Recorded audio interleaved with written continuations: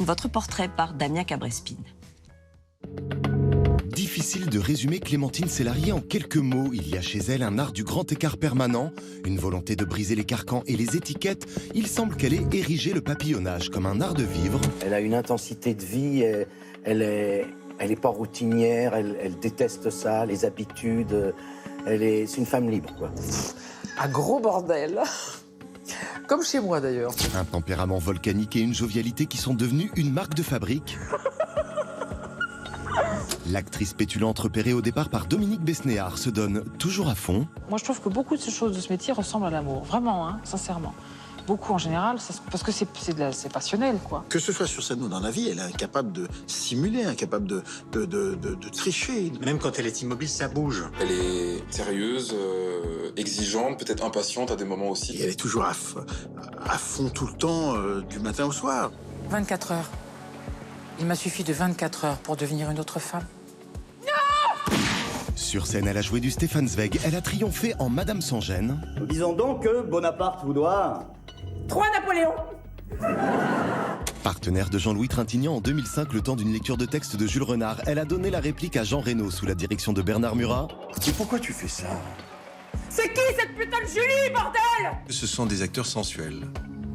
Et quand je dis sensuel, c'est le théâtre que j'aime, il y a le mot sens.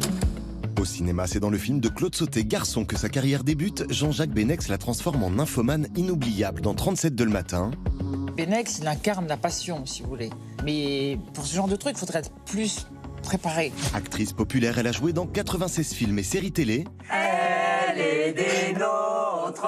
Elle a ses handicaps comme nous autres. Je ne suis pas handicapée, ok?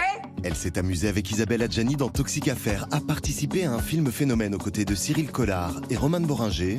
Sur grand écran ou sur les planches, elle a formé un duo explosif avec sa copine Marianne Chazelle. Ah bah les détends-toi, t'es toute très... J'ai besoin de masser un bloco. Ça, les détends. Chanteuse métissée, Clémentine Célarié aime mélanger les genres. En 35 ans de carrière, l'actrice a été dirigée par Claude Lelouch, Philippe de Broca, Gérard Houry, Georges Lautner, Élie Chouraki ou encore Alain Corneau. Aujourd'hui, elle incarne une mère brisée en 1000 morceaux. Depuis 25 années, je me dis, mais c'était quoi la vie de ce type pour qu'il fasse un truc pareil? Et elle reprend le rôle mythique de Meryl Streep dans la pièce Sur la route de Madison. Moi, sur la route, et la route, c'est toi. Libre, fantasque et multicarte, l'ex-animatrice de Radio 7 et France Inter mène sa barque définitivement comme elle l'entend. Carrière riche, une actualité riche. Vous êtes née au Sénégal, Clémentine Célarié. Oui. Vous avez passé presque 15 ans en Afrique, dans plusieurs pays. En quoi cela vous a marqué? Qu'est-ce qui... Je pense que Ça c'est fascine. un cadeau que mes parents m'ont fait d'être née en Afrique. Vraiment. Je précise que votre père était journaliste et donc il Oui. changeait bien sûr Et de papa et maman poste. que j'embrasse, qui vont regarder l'émission. Je pense que je conseille à beaucoup de gens de faire des enfants en Afrique et qu'ils les fassent naître en Afrique. Parce qu'il y a, je ne sais pas, c'est peut-être quelque chose qui nous dépasse, hein, qui fait qu'il y a une vérité, une richesse, un truc d'énergie, je ne sais pas, en plus de l'éducation que mes parents m'ont donnée. À chaque fois, je pense que c'est l'énergie, si vous voulez. Après, c'est très difficile à expliquer. C'est tout un tas on est fait de tout un tas de petites choses mystérieuses. Mais merci pour ce très gentil portrait. Mais ce n'est pas, de la provocation, vous voyez, Oui, c'est pas voulu. Non, mais voilà, vous. c'est-à-dire que c'est un besoin, c'est un truc par rapport à la vie qui est une espèce de... C'est le feu, dit Michel Jonas. Oui, et puis c'est surtout que j'ai du mal à...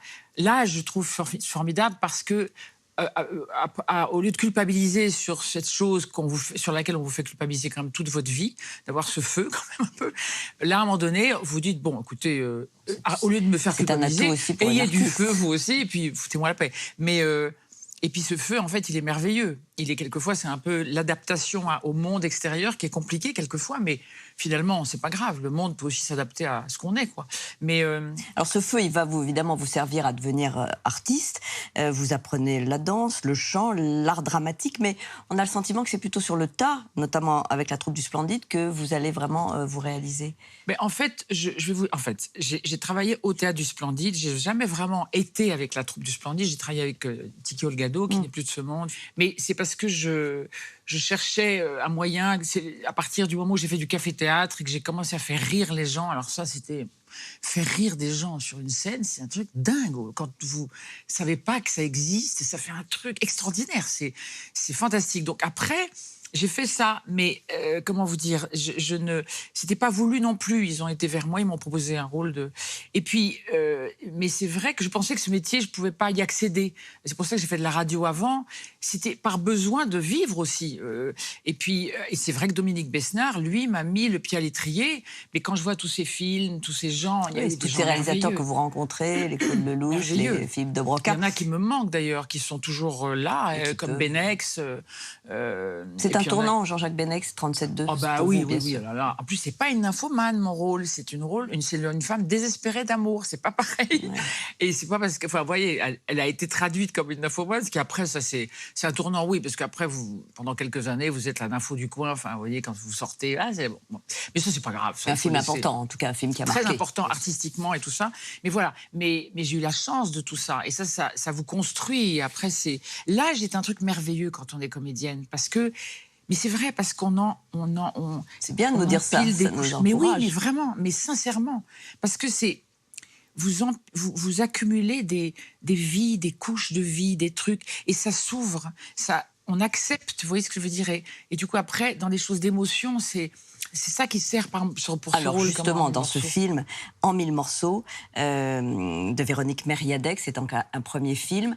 Évidemment, là, vous retrouvez un rôle intense, fort. Ce film nourri de l'expérience. C'est l'histoire, en fait, d'une mère qui a perdu son fils parce qu'il a été assassiné et qui se trouve face à face avec le meurtrier qui, lui, sort de prison. On va en regarder un petit extrait.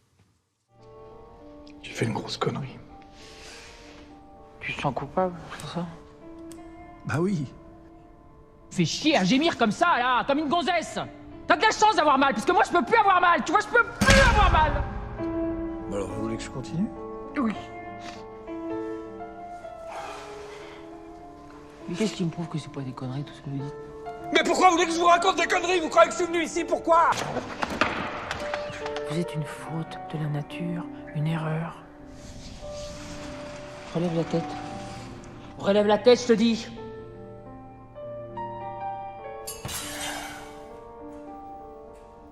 C'est quoi ce truc-là?